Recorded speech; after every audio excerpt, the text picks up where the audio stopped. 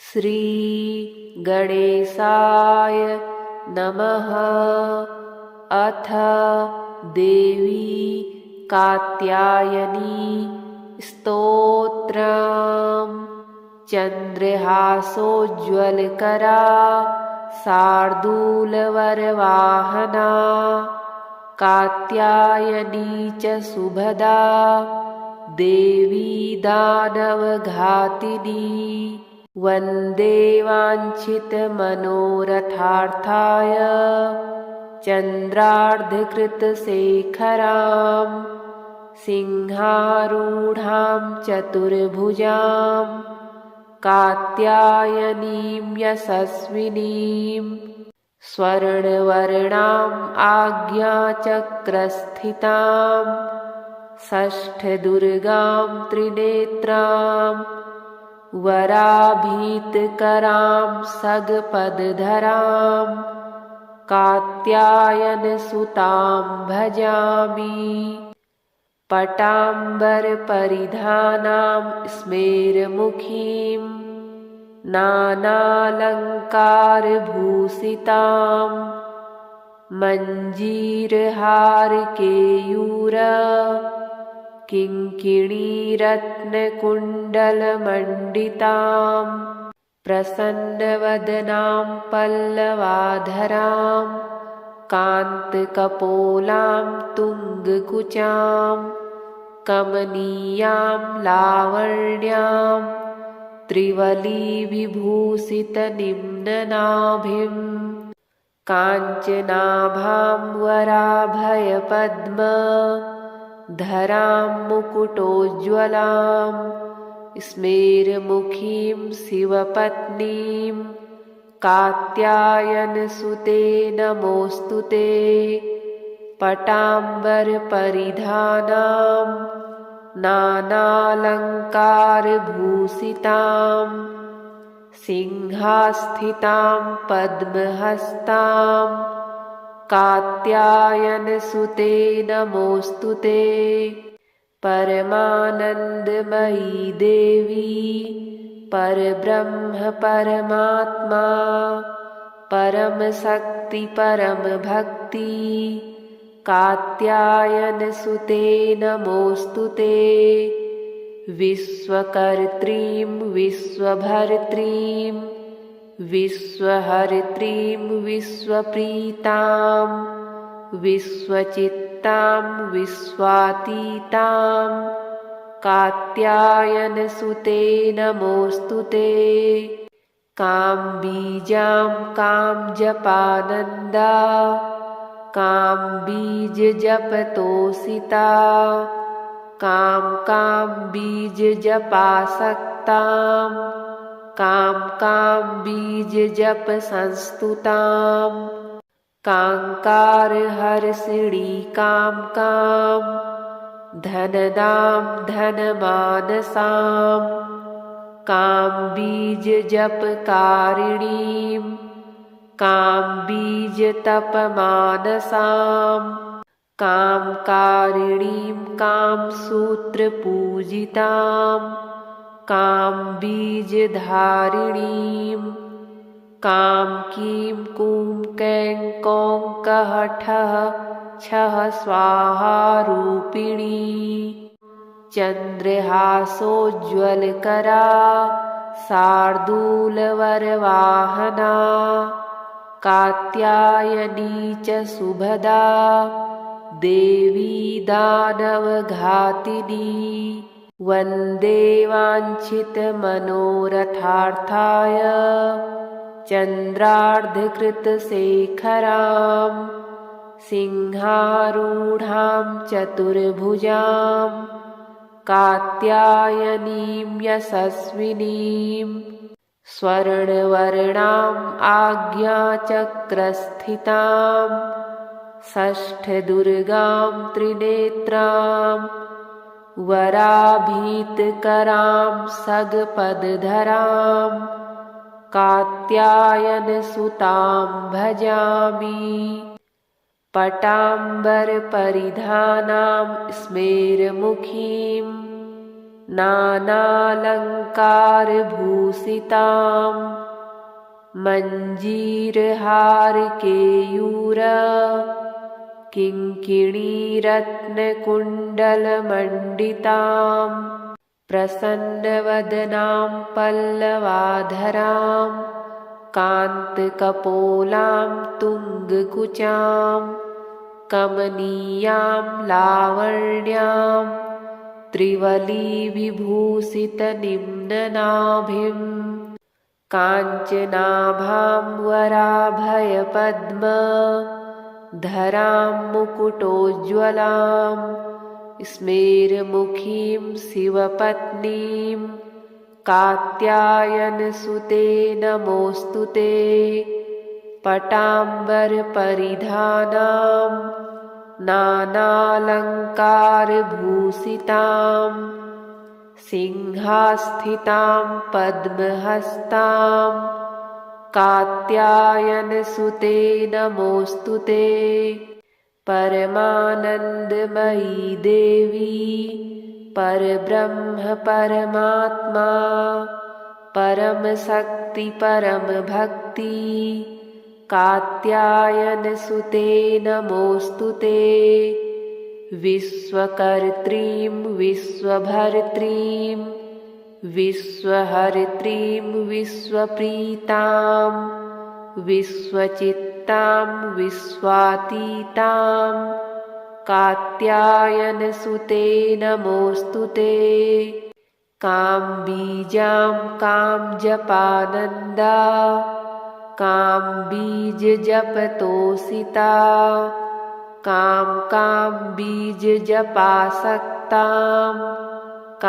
काम्बीजजपसंस्तुतां काङ्कारहर्षिणीं कां धनदां धनमानसां काम्बीजजपकारिणीं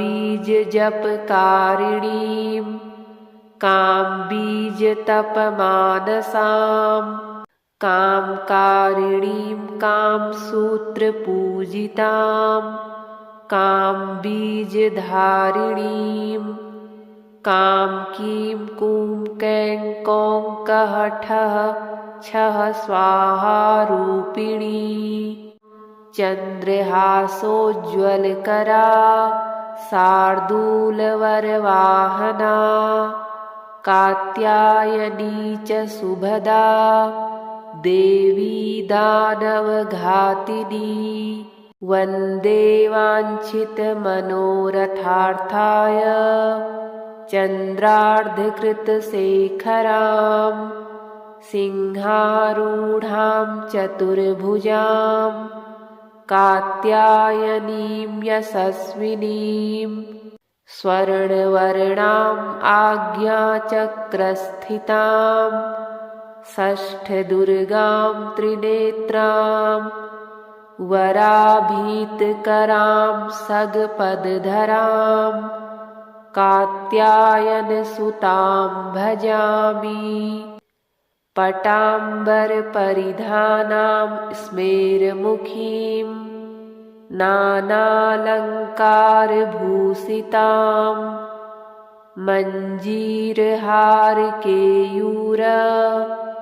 किङ्किणीरत्नकुण्डलमण्डितां प्रसन्नवदनां पल्लवाधरां कान्तकपोलां तुङ्गकुचां कमनीयां लावण्यां त्रिवलीविभूषितनिम्ननाभिं काञ्चनाभां वराभयपद्मधरां मुकुटोज्ज्वलां स्मेरमुखीं शिवपत्नीं कात्यायनसुते नमोऽस्तु ते पटाम्बरपरिधानां नानालङ्कारभूषितां सिंहास्थितां पद्महस्तां कात्यायनसुते नमोऽस्तु ते परमानन्दमयी देवी परब्रह्म परमात्मा परम शक्ति परम भक्ति कात्यायन सुते नमोस्तुते। विश्वकर्त्रीं विश्वभर्त्रीं विश्वहर्त्रीं विश्वप्रीतां विश्वचित्तां विश्वातीतां कात्यायन सुते नमोस्तुते। कां बीजां कां जपानन्दा कां बीज जपतोषिता कां बीज जपासक्तां कां बीज जप संस्तुतां कांकार हर्षिणी कां धनदां धनमानसां कां बीज जपकारिणीं कां बीज तपमानसां कामकारिणीं कां सूत्रपूजितां कां बीजधारिणीं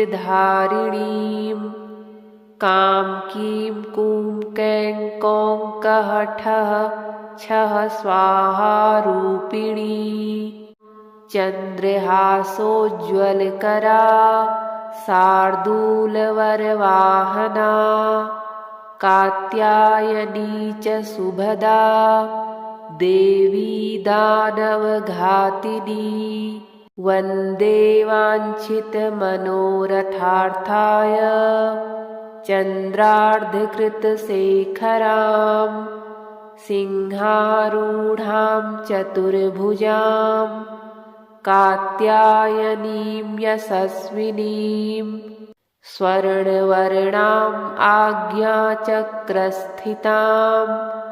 षष्ठदुर्गां त्रिनेत्रां वराभीतकरां सगपदधरां कात्यायनसुतां भजामि।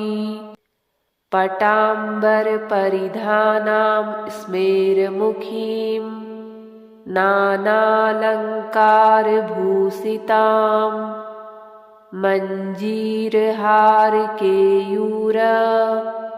किङ्किणीरत्नकुण्डलमण्डितां प्रसन्नवदनां पल्लवाधरां कान्तकपोलां तुङ्गकुचां कमनीयां लावण्यां त्रिवलीविभूषितनिम्ननाभिं काञ्चनाभां वराभयपद्मधरां मुकुटोज्ज्वलां स्मेरमुखीं शिवपत्नीं कात्यायनसुते नमोस्तुते। पटाम्बरपरिधानां नानालङ्कारभूषितां सिंहास्थितां पद्महस्तां कात्यायनसुते नमोस्तुते। परमानन्दमयी देवी परब्रह्म परमात्मा परमशक्ति परमभक्ति कात्यायनसुते नमोस्तुते।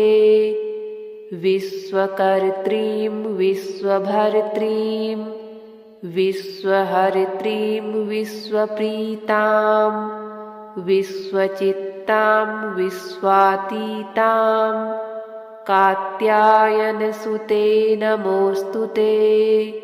कां बीजां कां जपानन्दा कां बीज जपतोषिता कां बीज जपासक्तां कां बीज जप संस्तुतां कांकार हर्षिणी कां धनदां धनमानसां कां बीज जपकारिणीं कां बीज तपमानसां कामकारिणीं कां सूत्रपूजितां कां बीजधारिणीं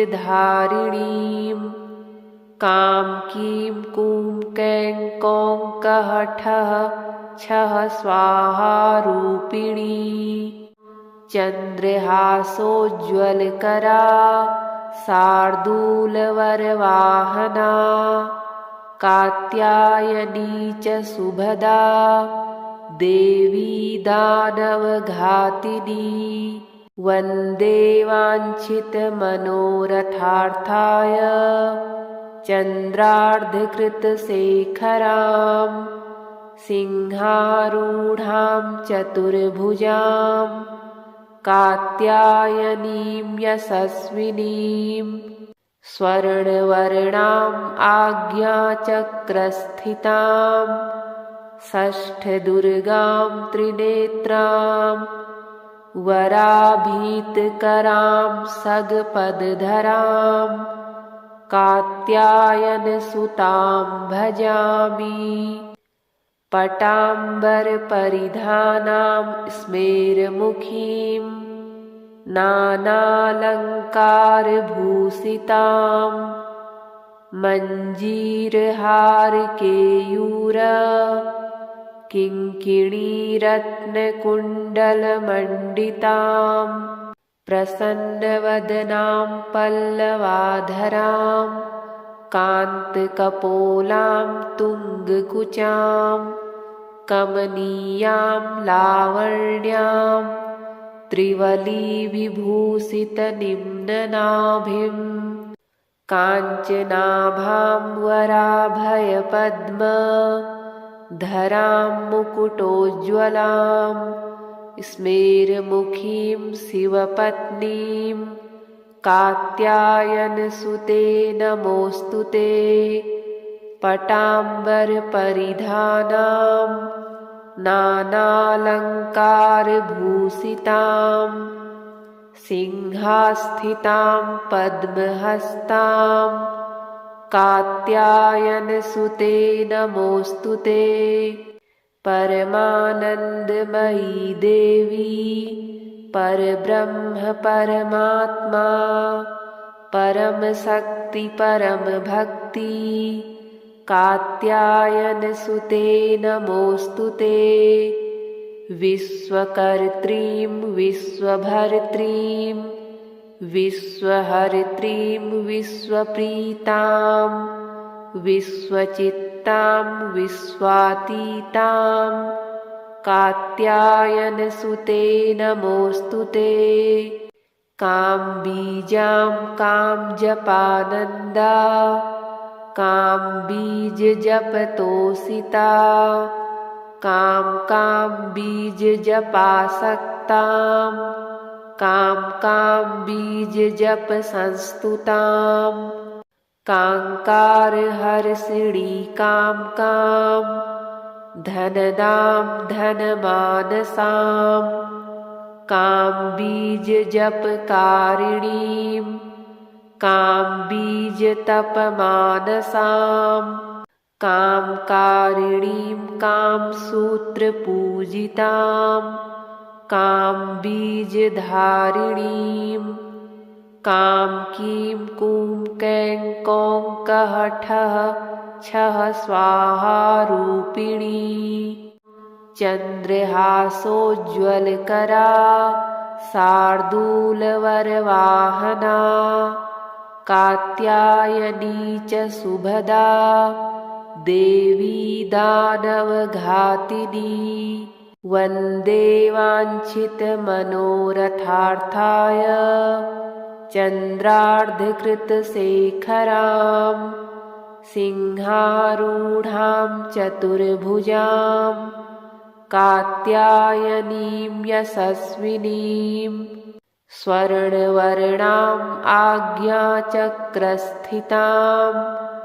षष्ठदुर्गां त्रिनेत्रां वराभीतकरां सगपदधरां कात्यायनसुतां भजामि पटाम्बरपरिधानां स्मेरमुखीं नानालङ्कारभूषितां मञ्जीरहारकेयूर किङ्किणीरत्नकुण्डलमण्डितां प्रसन्नवदनां पल्लवाधरां कान्तकपोलां तुङ्गकुचां कमनीयां लावण्यां त्रिवलीविभूषितनिम्ननाभिं काञ्चनाभां वराभयपद्मधरां मुकुटोज्ज्वलां स्मेरमुखीं शिवपत्नीं कात्यायनसुते नमोऽस्तुते। पटाम्बरपरिधानां नानालङ्कारभूषितां सिंहास्थितां पद्महस्तां कात्यायनसुते नमोऽस्तुते। परमानन्दमयी देवी परब्रह्म परमात्मा परमशक्ति परमभक्ति कात्यायनसुते नमोऽस्तुते। विश्वकर्त्रीं विश्वभर्त्रीं विश्वहर्त्रीं विश्वप्रीतां विश्वचित्तां विश्वातीतां कात्यायनसुते नमोऽस्तुते। काम्बीजां कामजपानन्दा काम्बीजजपतोषिता काम्बीजजपासक्तां काम्बीजजपसंस्तुतां काङ्कारहर्षिणीं कां धनदां धनमानसां काम्बीजजपकारिणीं काम्बीजतपमानसां कामकारिणीं कामसूत्रपूजितां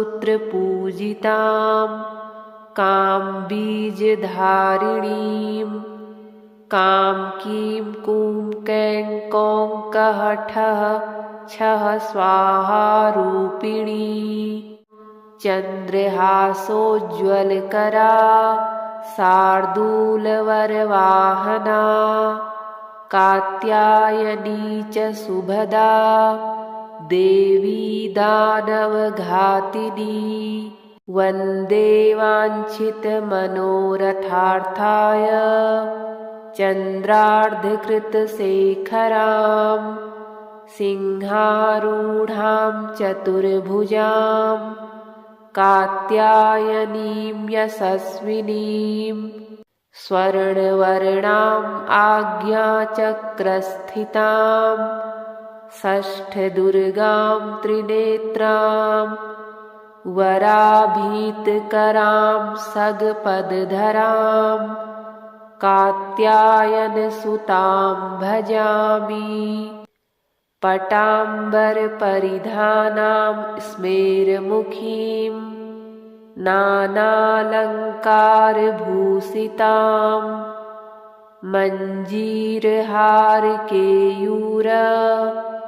किङ्किणीरत्नकुण्डलमण्डितां प्रसन्नवदनां पल्लवाधरां कान्तकपोलां तुङ्गकुचां कमनीयां लावण्यां त्रिवलीविभूषितनिम्ननाभिं काञ्चनाभां वराभयपद्मधरां मुकुटोज्ज्वलां स्मेरमुखीं शिवपत्नीं कात्यायनसुते नमोऽस्तुते। पटाम्बरपरिधानां नानालङ्कारभूषितां सिंहास्थितां पद्महस्तां कात्यायनसुते नमोऽस्तुते। परमानन्दमयी देवी परब्रह्म परमात्मा परमशक्ति परमभक्ति कात्यायनसुते नमोऽस्तुते। विश्वकर्त्रीं विश्वभर्त्रीं विश्वहर्त्रीं विश्वप्रीतां विश्वचित्तां विश्वातीतां कात्यायनसुते नमोऽस्तुते।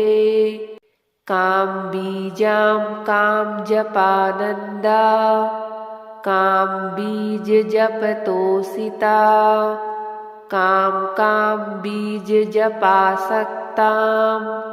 काम्बीजजपसंस्तुतां काङ्कारहर्षिणीं कां धनदां धनमानसां काम्बीजजपकारिणीं काम्बीजतपमानसां कामकारिणीं कामसूत्रपूजितां काम्बीजधारिणीं कामकीं कूं कैं कौं कः ठः छः स्वाहारूपिणी चन्द्रहासोज्ज्वलकरा शार्दूलवरवाहना कात्यायनी च सुभदा देवी दानवघातिनी वन्दे वाञ्छितमनोरथार्थाय चन्द्रार्धकृतशेखरां सिंहारूढां चतुर्भुजां कात्यायनीं यशस्विनीं स्वर्णवर्णाम् आज्ञाचक्रस्थितां षष्ठदुर्गां त्रिनेत्रां वराभीतकरां सगपदधरां कात्यायनसुतां भजामि। पटाम्बरपरिधानां स्मेरमुखीं नानालङ्कारभूषितां मञ्जीरहारकेयूर किङ्किणीरत्नकुण्डलमण्डितां प्रसन्नवदनां पल्लवाधरां कान्तकपोलां तुङ्गकुचां कमनीयां लावण्यां त्रिवलीविभूषितनिम्ननाभिं काञ्चनाभां वराभयपद्मधरां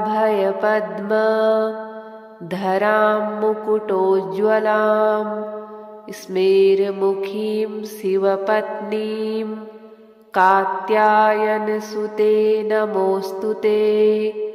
पटाम्बरपरिधानां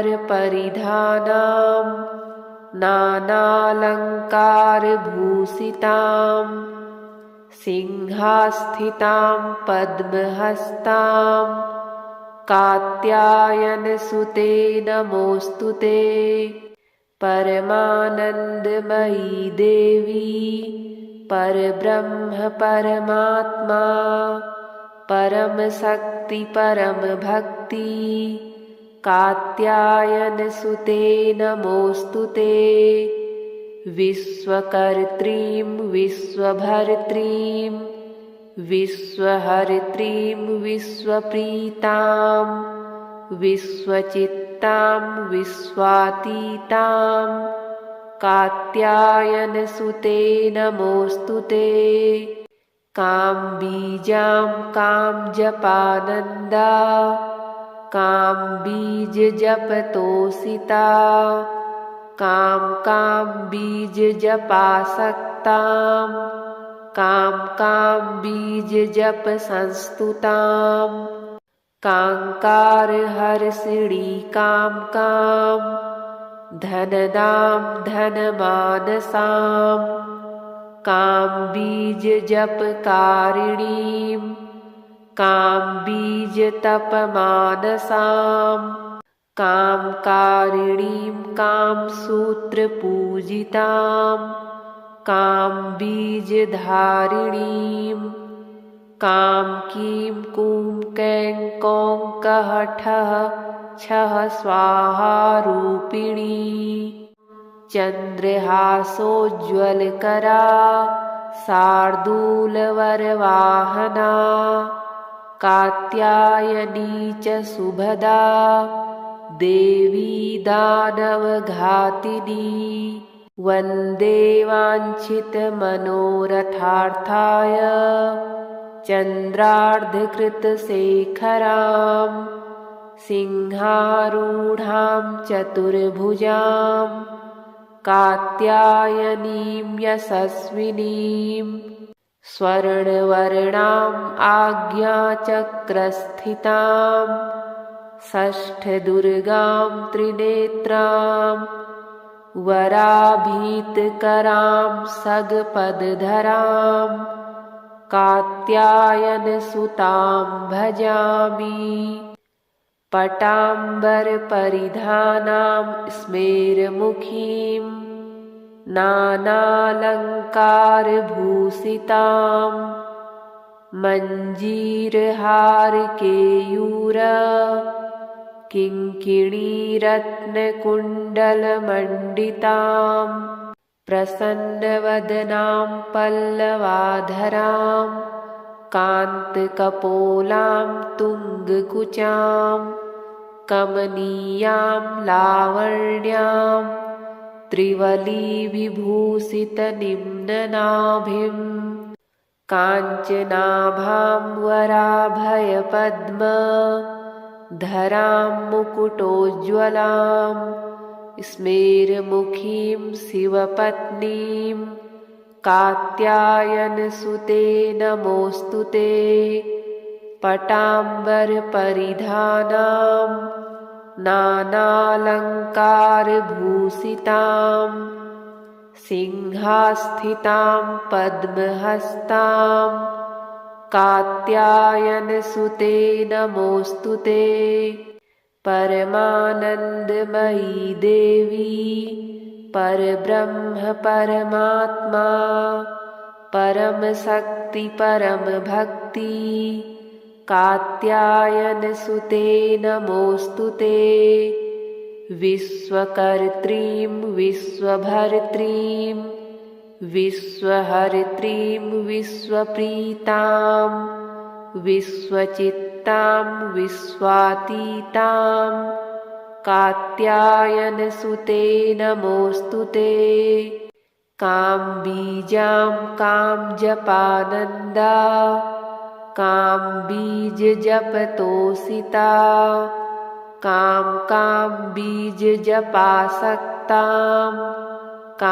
काम्बीजजपसंस्तुतां काङ्कारहर्षिणीं कां धनदां धनमानसां काम्बीजजपकारिणीं काम्बीजतपमानसां कामकारिणीं कामसूत्रपूजितां काम्बीजधारिणीं कामकीं कूं कैं कौं कः ठः छः स्वाहारूपिणी चन्द्रहासोज्ज्वलकरा शार्दूलवरवाहना कात्यायनी च सुभदा देवी दानवघातिनी वन्दे वाञ्छितमनोरथार्थाय चन्द्रार्धकृतशेखरां सिंहारूढां चतुर्भुजां कात्यायनीं यशस्विनीं स्वर्णवर्णाम् आज्ञाचक्रस्थितां षष्ठदुर्गां त्रिनेत्रां वराभीतकरां सगपदधरां कात्यायनसुतां भजामि पटाम्बरपरिधानां स्मेरमुखीं नानालङ्कारभूषितां मञ्जीरहारकेयूर किङ्किणीरत्नकुण्डलमण्डितां प्रसन्नवदनां पल्लवाधरां कान्तकपोलां तुङ्गकुचां कमनीयां लावण्यां त्रिवलीविभूषितनिम्ननाभिं काञ्चनाभां वराभयपद्मधरां मुकुटोज्ज्वलां स्मेरमुखीं शिवपत्नीं कात्यायनसुते नमोऽस्तु ते। पटाम्बरपरिधानां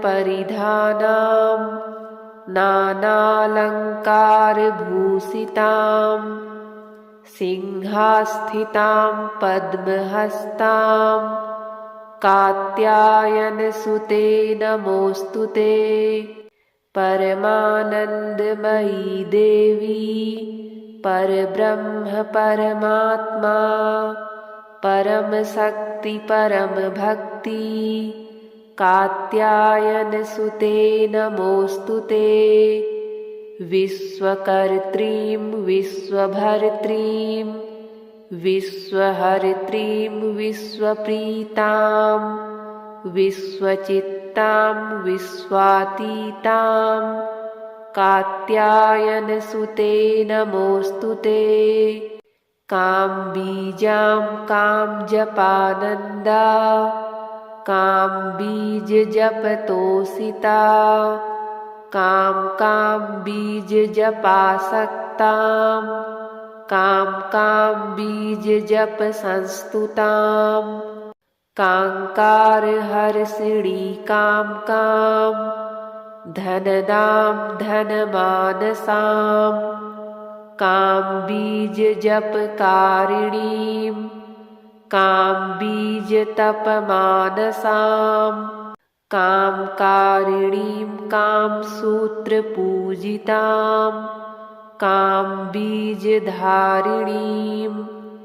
कामकीं कूं कैं कौं कः ठः छः स्वाहा रूपिणी।